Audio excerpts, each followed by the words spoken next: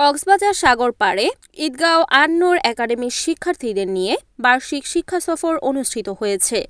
শনিবার সকাল থেকে বিশেষায়িত মাদ্রাসা প্রাঙ্গণ থেকে বিশ্বের দীর্ঘতম সমুদ্র সৈকত কক্সবাজার অভিমুখে এ সফর শুরু করা হয়। এতে একাডেমির শিক্ষার্থী, অভিভাবক, শিক্ষক, কর্মচারী, পরিচালকবৃন্দ সহ কিছু অতিথি অংশগ্রহণ করেন। সফরে শিক্ষার্থীরা অত্যন্ত আনন্দমুখর বাঁধভাঙা উচ্ছ্বাসে দিন পার করেন। কক্সবাজার সৈকতের কবিতা চত্বর এলাকায় পৌঁছানোর পর দায়িত্বশীল শিক্ষকগণ সফররত শিক্ষার্থীদের শৃঙ্খলার সাথে লাল সবুজ দুই দলে বিভক্ত করে সৈকতের নিরিবিলি একটি পয়েন্টে ক্রীড়া প্রতিযোগিতার আয়োজন করেন। এসব প্রতিযোগিতায় শিক্ষার্থীরা দারুণ নৈপুণ্য প্রদর্শন করে। ক্রীড়ার ফাঁকে ফাঁকে শিক্ষার্থীরা সৈকতের ঢেউ ও বালিতে হরেক ধরনের খেলায় মেতে ওঠে। এছাড়াও আইকনিক রেল স্টেশনের নান্দনিক দৃশ্য দেখেন ঘুরে ঘুরে। মাদ্রাসার বার্ষিক শিক্ষা সফরে উপস্থিত ছিলেন আন-নূর একাডেমির চেয়ারম্যান মোহাম্মদ জাহিদুল ইসলাম, নির্বাহী পরিচালক গিয়াসউদ্দিন, নির্বাহী সদস্য নবাব মিয়া। অতিথি ছিলেন হাফেজ মোহাম্মদ আব্দুর রহিম, আনম আমজাদ হোসাইন সহ অনেকেই। সার্বিক ব্যবস্থাপনায় দায়িত্ব ছিলেন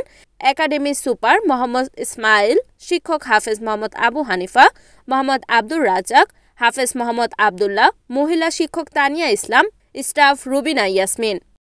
report M Abu Hena Sagar, NEN TV, Eidgaon.